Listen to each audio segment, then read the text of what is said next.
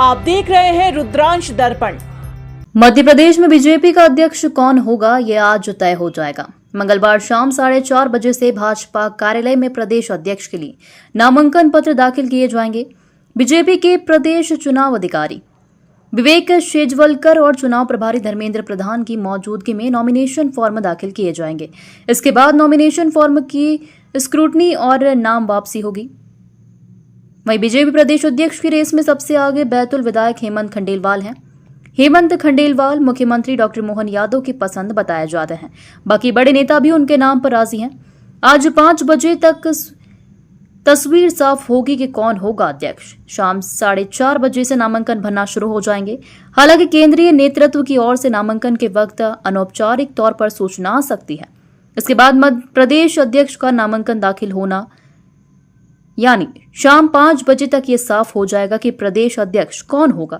रात 8:30 बजे नामांकन दाखिल करने वाले उम्मीदवारों की लिस्ट चस्पा हो जाएगी।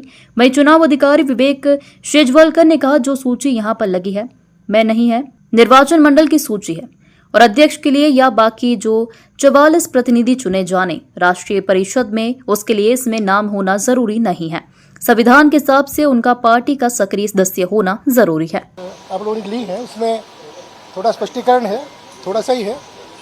देखिए, ये जो सूची यहाँ पर लगी है, जिसको मतदाता सूची कह रहे हैं, वो निर्वाचक मंडल की सूची है और अध्यक्ष के लिए या बाकी जो 44 प्रतिनिधि चुने जाने राष्ट्रीय परिषद में, उसके लिए इसमें नाम होना, इसका सदस्य होना ज़रूरी नहीं है। संविधान के हिसाब से, संविधान के हिसाब से उनका सक्रिय सदस्य होना ज़रूरी है। ये एक स्पष्टीकरण है, बाकी स्थितियाँ सब वैसी हैं। फिर से आपको बता रहा हूँ कि ये जो मतदाता सूची को हम लगाए हैं, बोल रहे हैं, इस मतदाता सूची में अगर नाम नहीं भी है तो उसका केवल सक्रिय सदस्य होना ज़रूरी है और वो अर्हता जो रखेगा वो 44 सदस्यों में से सदस्य बन सकता है और अध्यक्ष भी बन सकता है। ये संविधान के हिसाब से थोड़ा स्पष्टीकरण मैं आपको दे रहा हूँ। सर, आपके द्वारा ही कहा गया था कि जो हाँ, तो स्पष्ट किया जा सके, वो तो स्पष्ट कर रहा हूँ। देखिए, वो मैंने आपसे एक आता, थोड़ा आपने सुना नहीं होगा। सामान्य रूप से ऐसा होता है। मैं तो कई उदाहरण आपको दे सकता हूँ। जिससे पहले महापौर चुना आता था तो पार्षद चुनते थे, पर मतलब पार्षद नहीं हुआ करता था। पहले फिर जनसंघ के ज़माने में अध्यक्ष चुने जाते थे, तब भी नहीं होते थे सदस्य।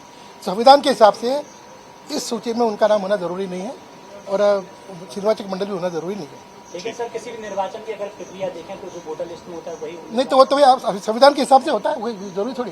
संविधान सर्वोपरि है, संविधान से तो होता है। भाजपा के संविधान में ऐसा नहीं है कि उसको इसका सदस्य होना जरूरी है, सक्रिय सदस्य होना जरूरी है। स्पष्टीकरण कृपया आप समझिए। आप देख रहे हैं रुद्रांश दर्पण।